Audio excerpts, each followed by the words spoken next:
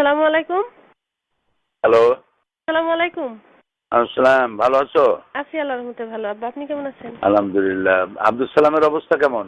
এই যে কথা বলেন। আসসালামু আলাইকুম আব্বা। আসসালাম। বাবা জ্বর ছাড়ছে? একেবারে নির্দোষীয় ছাড়ি নাই।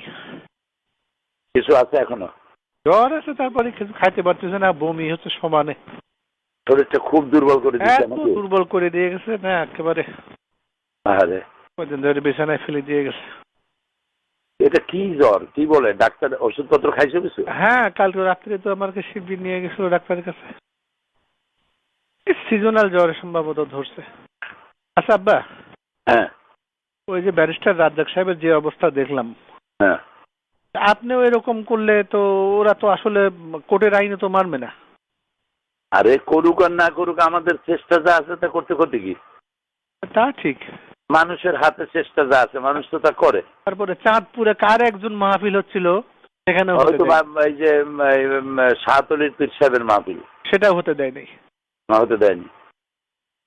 এরকমই করবে এখন, বড় ধরনের বিক্ষোভ টিক্ষোভ না ঘটলে বোধহয়। বিক্ষোভ কি? আল্লাহ তাআলার পক্ষ থেকে কোনো লানাত না আসলে তো আর কোনো রাস্তা নাই। আল্লাহু আকবার। লানত আর আসবে কি? সারা দেশ জুড়ে তো লানত এসে গেছে, সব জায়গায় বিশৃঙ্খলা। কি একটা আতঙ্ক ছড়াই দিল ইংলিশ মিডিয়াম স্কুলগুলার নাম করে সারা। এই যে এটা নিজের পায়ে নিজেরা কুড়াল মারা, এই যে কাজটা করতেছে। এখন বিদেশে যে শ্রম বাজার আছে, তারা জঙ্গি দেশের লোকদেরকে নেবে কেন? বরং যা আছে সেগুলো ফেরত পাঠাবে। এই চিন্তা তো মাথায় থাকা উচিত। এই চিন্তাও তো তারা করে না যে প্রায় 1 কোটির মতো লোক বিদেশে চাকরি করে, ওই লোকগুলোর অবস্থা হবে কি? সেনাবাহিনীর হাজার হাজার লোকরা বাইরে আছে, তাদের সম্পর্কে লোকেরা ধারণা নেবে কি যে পুরোটা জঙ্গি দেশ। এটা নিজের দেশের এমন বদনাম মানুষে করে। এটাই যদি ওরা ভাবতো ক্লিনটনের সময় ওই সেই বই লেখি ছাড়তো নাকি? আহারে আল্লাহ, এইভাবে নিজের কপাল নিজেরা পোড়ায়। এরা কোনোদিনই দেশের তুমি রাস্তায় গেলে যা দেখবা চতুর্দিকে খালি বালির পাহাড়, বালুর বস্তা, যেদিকে তাকাবা সেদিকে। দেশ একটা যুদ্ধের প্রস্তুতি চলছে। তাই তো দেখতেছি, পত্রিকায় দেখতেছি তো এরকম। খোদার লানত। আর ওই ভারতের জন্য এখন দেশটাকে টেক ওভার করা খুব সহজ হয়ে গেল। একদম ভারত এবং আমেরিকার জন্য এটা আফগান বানাবার একটা পুরো প্লট এবং আন্তর্জাতিক সমর্থনও পাবে। ঠকাবার জন্য সাহায্য করো। হ্যাঁ, এটা বলবো আর কি। আল্লাহর কাছে মাপ চাওয়া ছাড়া পথ নাই। আল্লাহ হয় মাফ করো আর না হয় দেখাইও না। আব্বা আগে উঠায় নাও। আপনি কোর্টে যাবেন কি রোববারে আব্বা? নেন, বোধহয় তাই হবে।